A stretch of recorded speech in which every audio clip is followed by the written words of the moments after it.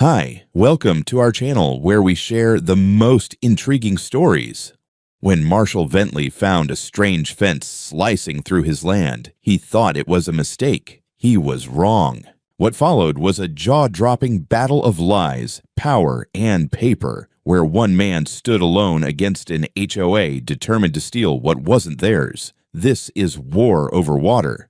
The morning I saw the sign was the morning the world stopped making sense. I'd walked that path 1,000 times, boots heavy with dew, coffee steaming in hand, the stillness of my land breathing through the pine needles and damp soil. 40 acres of quiet solitude and the kind of peace that only comes with owning every blade of grass beneath your feet. I knew every contour of that slope, every rustle in the brush, and yet there it was. A chain-link fence gleaming like a cold insult in the sunlight, bolted right into the southern boundary of my land, and stapled to it, flapping like some bureaucratic prayer flag in the breeze, a sign that read, Hickory Crest HOA property, access restricted to residents only. I just stood there, blinking, like maybe the wind would blow and the fence would vanish, or maybe I'd blink again and find it was all a prank.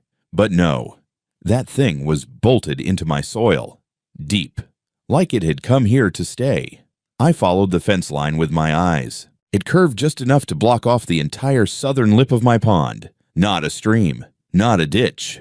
My pond. I dredged it myself with a rented excavator 15 years ago, reinforced the bank with limestone, and installed the solar pump that kept the cattails from swallowing it whole. 1.6 acres of still water, the heart of my land. And now it had a leash. I turned back. Walked the line all the way around, counting the steps like I was back in a surveying class. Then I went to the barn, grabbed my old Garmin unit, and ran a full GPS trace against my property plat. It wasn't even close. That fence was a good 30 feet inside my legal line, right into my pasture, right into my damn pond. I took photos from every angle. Then I cracked open the lockbox where I kept the deed, plat, and the hydrology permit from when I registered the water retention basin. Every line was where it should be. Every contour matched. That pond was on my land. End of story. Only it wasn't. The next morning, a group of strangers was gathered near the water line. 6, maybe 7 people, folding chairs. One guy had a cooler. 2 women were sunning, like it was a community pool. And one jackass was casting a fishing rod with all the grace of a raccoon on cocaine. I walked down slowly, hands visible, voice calm. Morning, I said, nodding toward the water. You folks realize this is private property. One woman barely glanced up from her folding chair. Karen said it's community access now. Karen who? The HOA president, said another. She put up the fence. Said this pond used to be public before the last owner took it over. I nearly choked. That's not just incorrect. It's a goddamn fantasy. I've owned this land 15 years. That pond was dug by my own hands. A guy with a straw hat and a base-shaped belt buckle shrugged. That's not what the letter said. What letter? HOA Bulletin. Said something about reclaimed environmental access. Didn't really read it. I took a long breath. You need to leave. Now. They grumbled but eventually packed up, slow, resentful like I'd spoiled their holiday. That night, I drove down to the entrance of Hickory Crest and took a look. Big stone sign, faux rustic lamps. A little bulletin board in a glass case. Sure enough, there it was. A typed letter from Karen Lawrence, HOA president, stating that, after community review, the southern pond along Hickory Border Trail is now designated as a shared resource for the health and enjoyment of residents. She cited nothing. No parcel numbers, no maps, just a lot of talk about stewardship and unity and reclaiming natural harmony. Next morning, she showed up at my gate like she owned the road in. White SUV, mirrored sunglasses, clipboard in hand. Mr. Ventley, she chirped. We need to talk about your attitude toward shared resources. My attitude, she gestured behind her. You've been rather aggressive with residents exercising their community rights. We're very tolerant here, but Hickory Crest will not be intimidated. I folded my arms. Karen, I don't live in Hickory Crest. I'm not a member. That pond's on my land. Always has been. She smiled like a snake in pearls. Water is a public good. Georgia Code 4481 establishes the public's interest in navigable water. I blinked. That pond's not navigable unless you're a frog. And even if it were, that code doesn't grant recreational use rights over private land." "Well," she sniffed, "we'll see what the county says. If you continue interfering with shared access, we may be forced to escalate." She left a stack of community rights pamphlets in my mailbox. I burned them that evening in a metal barrel. That night, I couldn't sleep. The quiet felt different, off, like something had been stolen. Not just the pond, not just the land, but the logic that held things together. I'd dealt with broken pumps, raccoons in the attic, even a black bear in my tool shed once. But nothing in those years of farming prepared me for a war with people who could lie with such polished teeth. I sat at the edge of the pond under the stars, listening to the water lap against the limestone. My water, my land, mine. I wasn't going to give it up without a fight. 3 days passed before the next hit landed, and this one came with paper and authority, or at least the theater of it. I was in the middle of tightening a valve on my irrigation manifold when a white sedan pulled up the drive like it had every right in the world. Out stepped a man in khakis, polos, and that little laminated badge on a lanyard that screamed, "I have no real power, but I want you to think I do." He didn't introduce himself, just walked past my pasture fence with a clipboard like he was, cataloging a crime scene. "Can I help you?" I called, straightening up. "Yes, sir," he replied, already writing something. "Routine inspection related to a neighborhood environmental complaint." "From who?" "Hickory Crest HOA. There have been reports of improper water management, shoreline degradation, and unlicensed equipment installed on a community access pond." I let that one sit for a second, like a rattlesnake coiling in the grass. "That's not a community pond," I said slowly. "That's my pond, my land, my equipment, and you're trespassing." He looked up like I'd just farted in church. "Sir, I've been asked to document conditions on behalf of the HOA's Environmental Review Committee. I'm with Terra Harmony Consulting." "Who hired you?" "The HOA board," he said, lifting a camera and snapping a photo of my pump housing. I stepped forward. "You've got exactly 10 seconds to leave this property, or I'm calling the sheriff." He paused, considering me. I guess he didn't like the look on my face because he turned and walked briskly back to his car. But not before leaving a business card on my fence post and saying, "I'll be submitting my report to the board. Expect formal recommendations." That afternoon, I found an envelope taped to my gate. HOA letterhead, faux legal formatting, and the words "Notice of Non-Compliance" in big bold letters.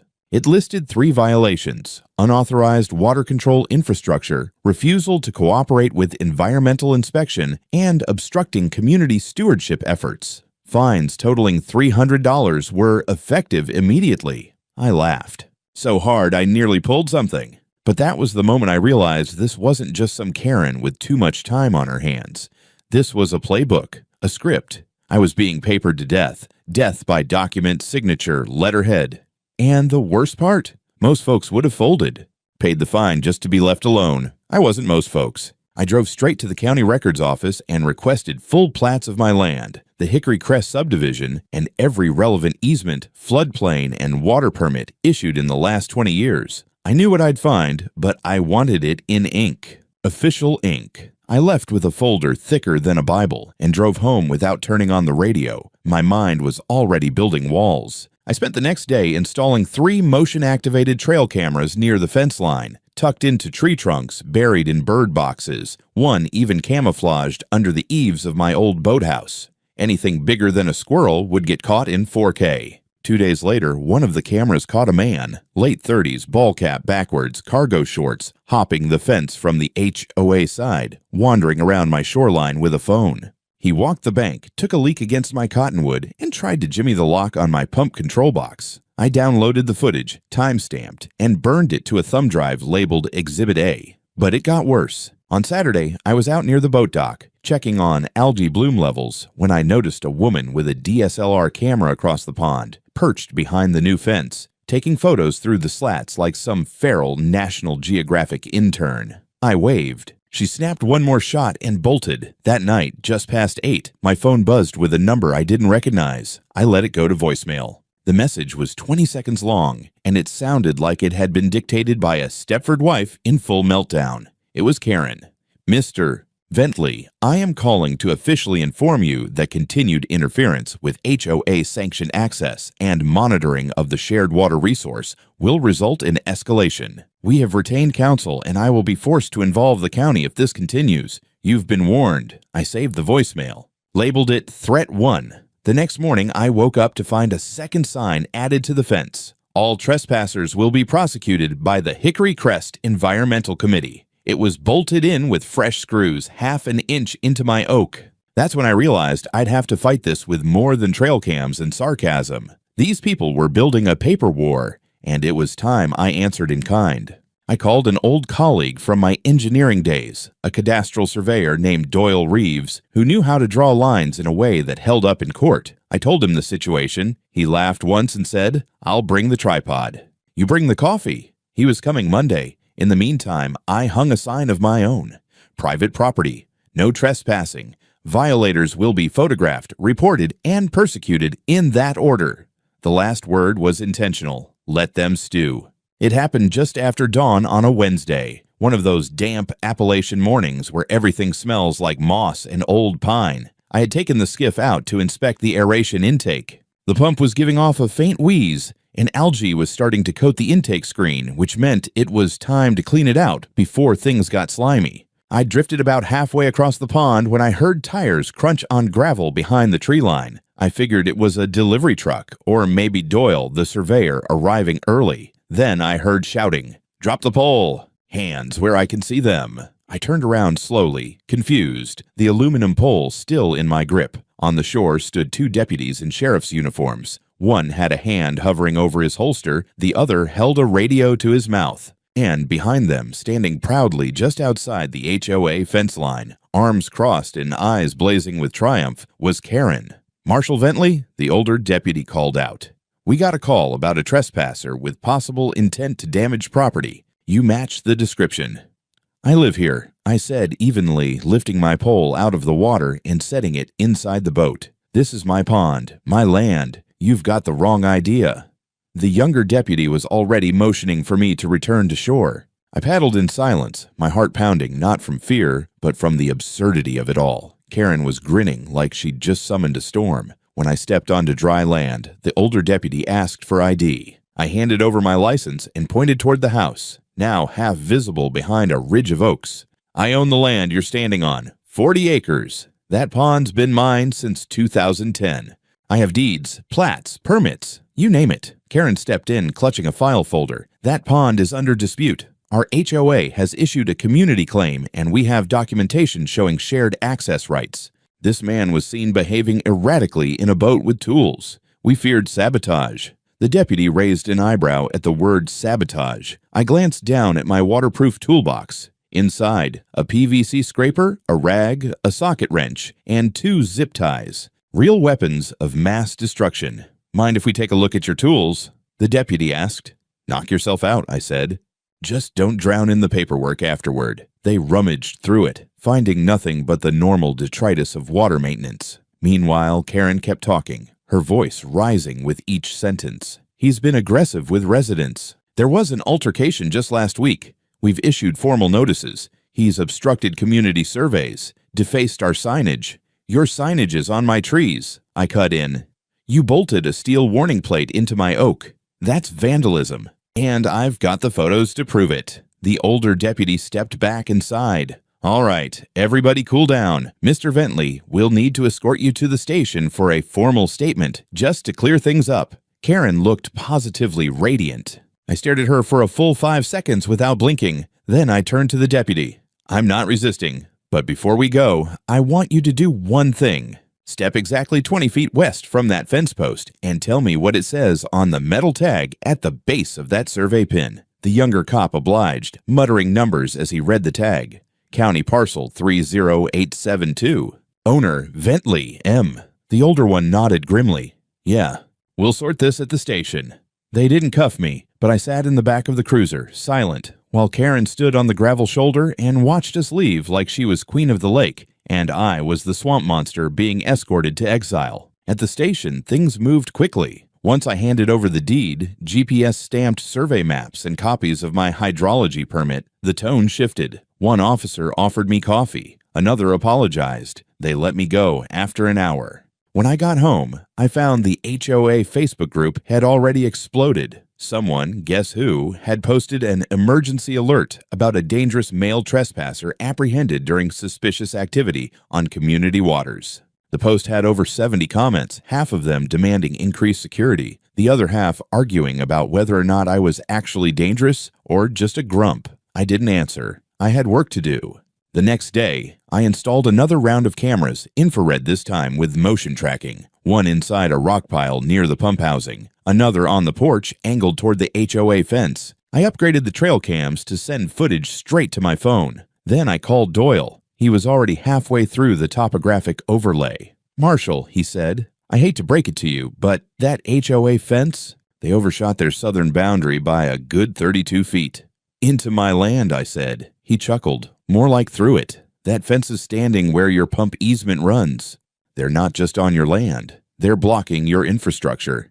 That changed things. I asked him to draw up an affidavit, include the GPS data, time-stamped drone photos, and parcel overlays. He said it would take a few days to finalize. "Make it airtight," I said. "The kind of thing that survives both fire and stupid." That night, I sat on my porch watching moonlight glitter on the water. I had just started to relax when I saw headlights creeping down the ridge trail behind the HOA fence, a golf cart modified with headlights. In the back, someone stood up with a flashlight and started scanning my side of the pond. I didn't move. I just let the camera do its job. Motion detected, footage saved, timestamp logged. They wanted a fight. They were about to get a goddamn war. Doyle showed up the following Monday in his rusted-out pickup, the kind that rattled like a toolbox every time it hit a bump. He brought his gear, surveying tripod, GPS rover, a laptop with software that cost more than my truck, and a box of maple donuts like it was just another pleasant morning on the farm. We spent the better part of the day walking the perimeter of my pond, measuring, logging, and flagging every inch of disputed land. When we finished, he set up the drone and did 2 full passes over the property with a geo-referenced overlay. "This isn't close," Doyle said, squinting at his screen. "They didn't just drift over the line, Marshall. They charged right through it like drunk conquistadors. 32 feet onto your land. Their fence cuts across your registered pump easement and clips about 120 feet of shoreline." "Can you say that louder?" I asked. "I want the Pines to hear it." He chuckled. "You'll have it in writing. County-grade documentation, GPS logged, time-stamped, and notarized." I took a long breath. That was the break I'd needed. I called my attorney, Rachel Burns, a no-nonsense woman with a voice like cold steel, and told her the documents were coming. She was already drafting a preliminary injunction request and a cease and desist letter. "I assume they won't take it seriously," she said. "So let's make it bite." But the real showstopper came 2 days later when one of my trail cams pinged me during lunch. The video clip showed a man, mid-40s, HOA badge on a lanyard, climbing over the fence on the HOA side, cutting through the woods, and attempting to open the old pump shed near the water. He wasn't carrying tools. He was carrying a cordless drill. I drove down immediately. By the time I got there, he was gone, but the lock had fresh gouges, and one of the hinges was half-stripped. He'd tried to take it off. I called the sheriff's office. This time, I wasn't polite. The deputy who arrived was the same older guy from the boat incident. He seemed tired of Karen, tired of this HOA, tired of the whole goddamn circus. "You got video?" he asked. I handed him the tablet. He watched in silence. "Looks like criminal trespass and attempted vandalism," he muttered. "That's a Class B misdemeanor, but with prior incidents. It's stacking up." I gave him the file from Doyle, the new survey report, and pointed out that the fence itself was trespassing, not just the people climbing it. "We'll escalate," he said. "But you might want to get this in front of a judge sooner rather than later." I did one better. That night, I sent the full evidence package, video, GPS maps, plat overlays, fence encroachment reports, and the footage of HOA members entering my land, to Rachel. By morning, she had filed a formal notice of lawsuit to the HOA and its board, naming Karen Lawrence as a principal actor in illegal encroachment, defamation, criminal trespass, and attempted seizure of private infrastructure.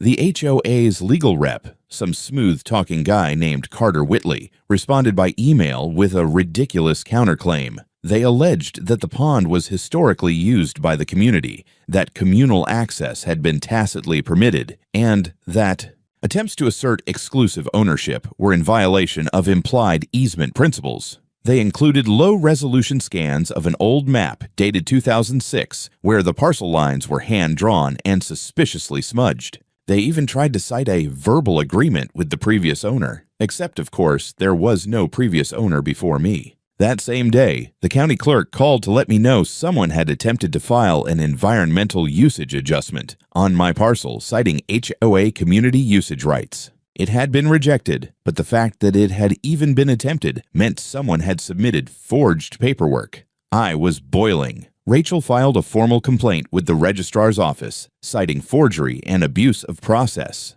She also submitted an emergency motion to have the fence removed pending litigation, noting that it was obstructing legal agricultural and hydrological operations. The hearing was scheduled for the following week. But the HOA wasn't done. That weekend, I found my mailbox smashed in. At first, I thought it was random vandalism, until I noticed a copy of the same HOA bulletin shoved into the dirt nearby, crumpled, dirty, and highlighted in pink marker. A line was circled. Residents are encouraged to remain vigilant. Unstable individuals may attempt to restrict access to our shared spaces. Unstable. Right. I installed floodlights on the front of the barn, linked to motion sensors. I mounted another trail cam on the gate. I added license plate capture to the drive. Anyone who came near my land was getting recorded, documented, and burned into permanent memory. Then came the real gem.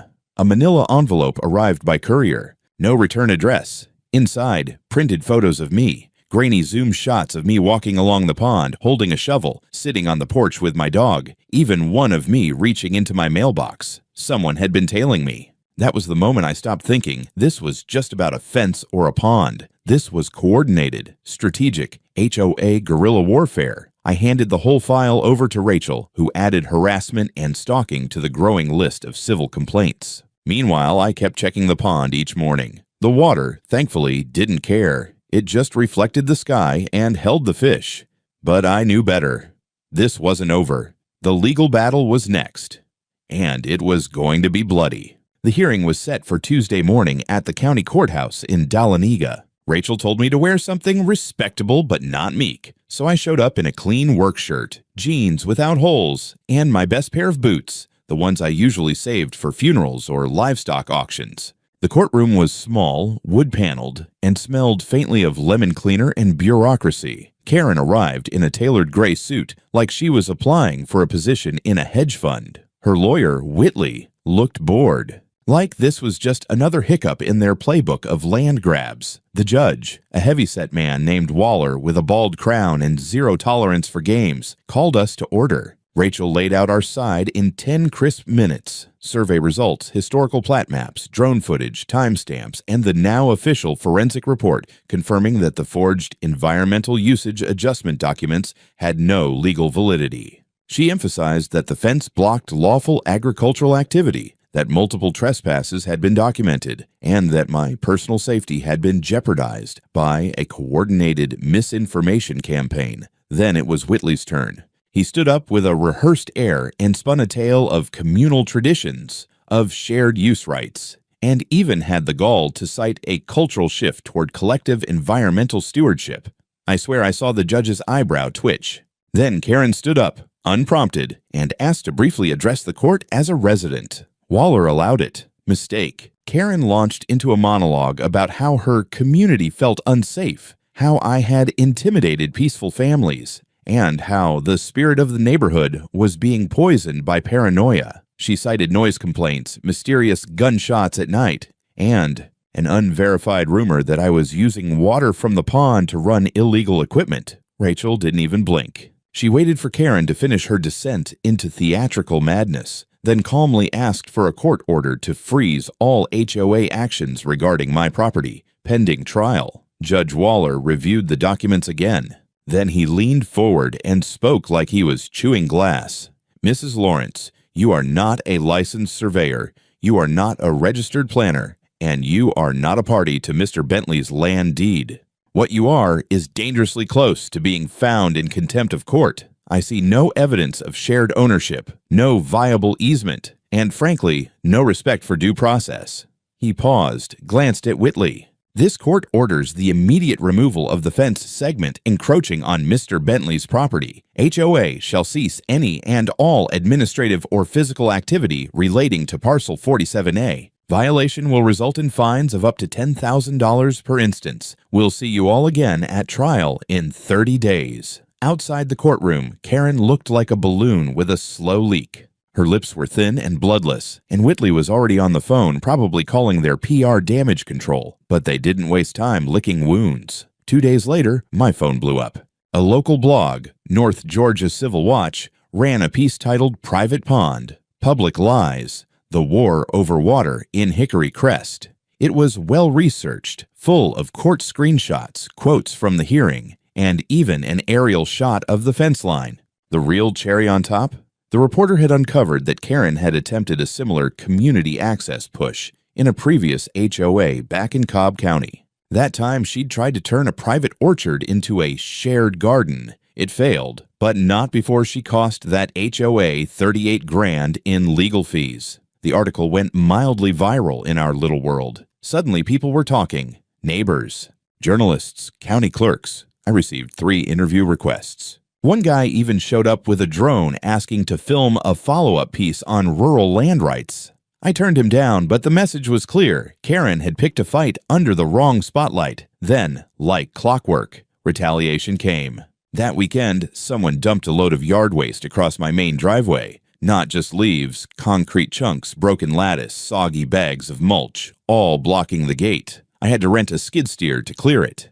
A day later, my mailbox was torched. Literally melted. Sheriff's Department filed it as suspected arson, but unless someone caught them in the act, it would be tough to prove. I had trail cams, but not near the gate, so I added more. Mounted infrared cameras on poles, added floodlights with recording triggers, ran motion sensors near the tree line. I turned my property into a damn fortress. Meanwhile, Rachel updated our lawsuit to include the new incidents as evidence of intimidation tactics and retaliation. The legal motion now spanned 34 pages and named 4 HOA board members directly. Then I got a certified letter from the county. Karen, or someone on her behalf, had submitted a request for immediate environmental audit and compliance review of my farm, alleging that my irrigation system posed a threat to downstream wetlands and that potential contamination from illegal fertilizers needed to be evaluated. It was complete garbage. I used organic certified fertilizer and had runoff control in place for years, but it meant the county had to send someone out.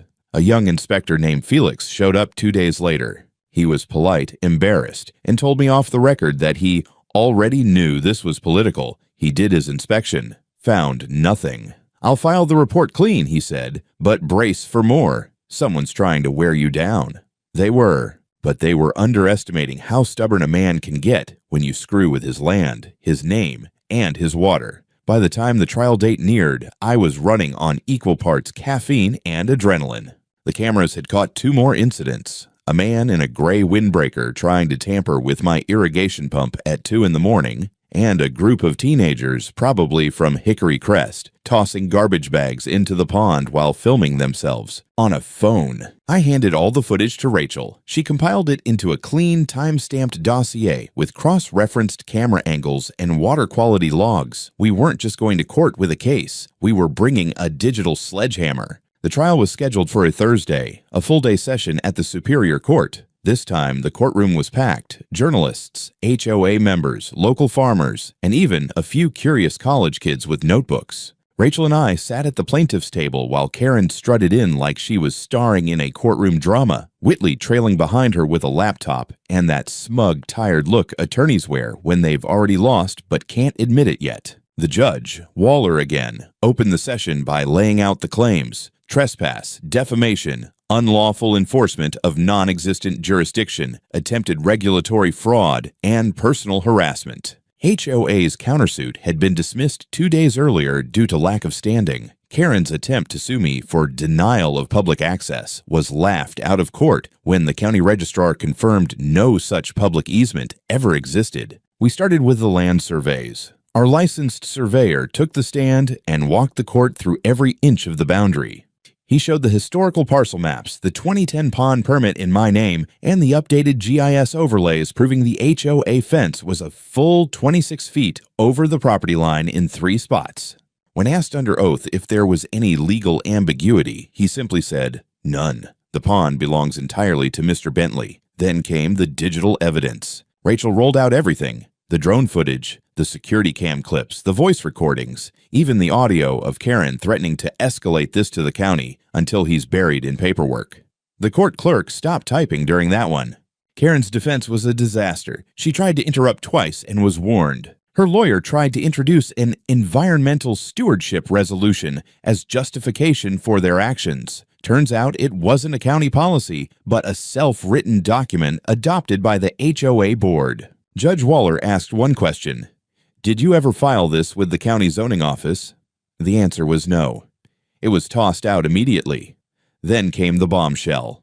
Under cross-examination, Karen was asked if she had ever attempted similar land claims in other neighborhoods. She denied it, calmly, almost too calmly. That's when Rachel dropped the file. An official deposition from a failed HOA expansion in Cobb County 8 years ago. Same name, same tactics. Karen had led an effort to annex a community orchard for public use under fake environmental zoning claims. That HOA was fined and nearly dissolved. Rachel let the silence do the talking. Karen visibly paled. Her lawyer shifted in his seat. Finally, I took the stand. I spoke plainly about my work as a hydrological engineer, about buying this land 15 years ago, about cleaning that pond with my bare hands and spending thousands maintaining its ecosystem. I talked about the fear I felt when the police detained me on my own boat and the rage of seeing my name slandered in community newsletters. And then I pointed to Karen and said, "This woman tried to rewrite property lines with a printer and a smile." The courtroom was still. Judge Waller recessed for an hour. When he returned, he didn't waste time. The court finds in favor of the plaintiff, Mr. Marshall Bentley. The actions of the Hickory Crest HOA, specifically those led or directed by President Karen Lawrence, constitute illegal trespass, fraudulent misrepresentation, and defamation of character. The court awards damages in the amount of $225,000 for material and reputational harm and orders the immediate removal of all HOA signage, fencing, or claims associated with Parcel 47A. Further, the matter of forged documentation will be referred to the district attorney for potential criminal charges. I heard a gasp, maybe from Karen, maybe from Whitley, maybe from one of the HOA members who finally realized they'd been sold a polished lie. Karen tried to speak. Waller banged the gavel. "We're done here." Outside the courthouse, a reporter shoved a mic in my face. I ignored it. Rachel smiled.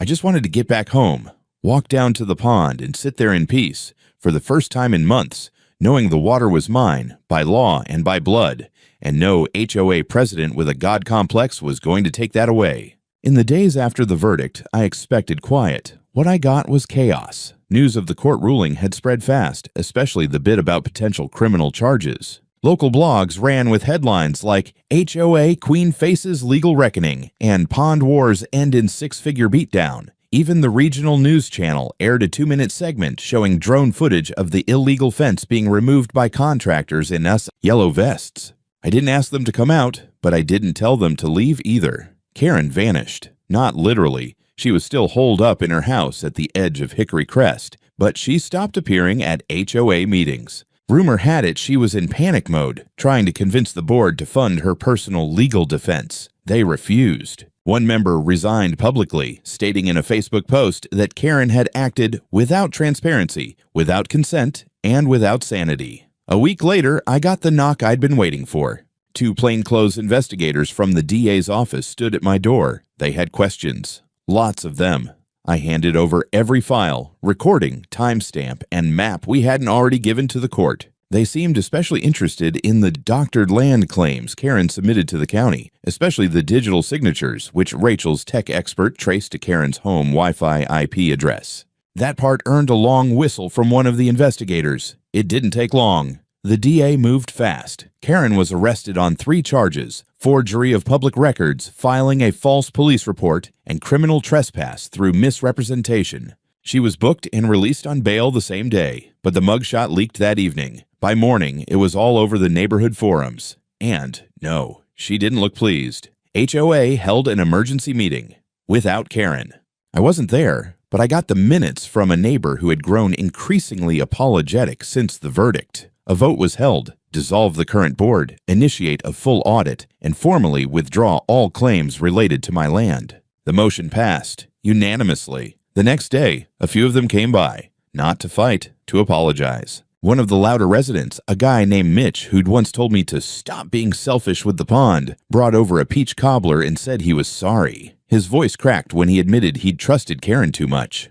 I didn't have it in me to gloat. I just nodded and said, "Next time, ask before you build a fence on someone else's land." I could feel the tension dissolving, slowly, quietly, like storm clouds retreating from an overworked sky. It had rained the night before, a soft, steady drizzle that left the grass heavy and the sky clean. I stood by the edge of the pond, boots sinking slightly into the damp earth, and looked out over the still water. No folding chairs, no chattering strangers, no HOA patrols loitering near the fence line, because there was no fence anymore. Just my pond, my land, and the reflection of autumn leaves rippling across the surface. 3 weeks had passed since Karen's arrest. Her charges were still pending, but the DA's office had released a preliminary statement. Evidence strongly supports the prosecution of criminal intent to defraud and misrepresent public records. Not exactly bedtime reading, but it was enough to convince the remaining few defenders in Hickory Crest to let go of their illusions.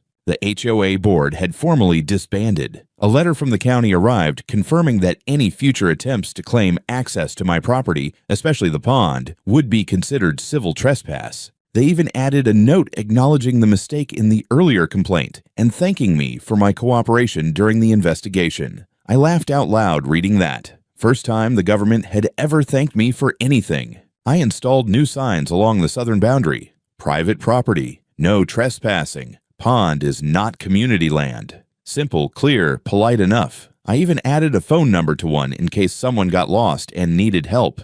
Not everyone was the enemy. Some people just followed the loudest voice around until that voice got indicted for fraud. Rachel visited once more before heading back to Atlanta. She brought me a book on Georgia land rights and a bottle of bourbon. For next time, she said. Though hopefully there won't be a next time. I toasted to that and promised to leave the paperwork scanning to her if I ever needed to go to war again. Most evenings, I found myself drawn back to the pond. I'd cast a line into the water and let the quiet settle in. Not out of nostalgia, but as a kind of reclaiming. This place had been mine for over 15 years, but now it felt like mine in a way it never had before. Fought for, defended, proven. Sometimes I'd see one of the Hickory Crest folks pass by on the far trail. We'd nod. Nothing more. No awkward words, no apologies. Just an understanding.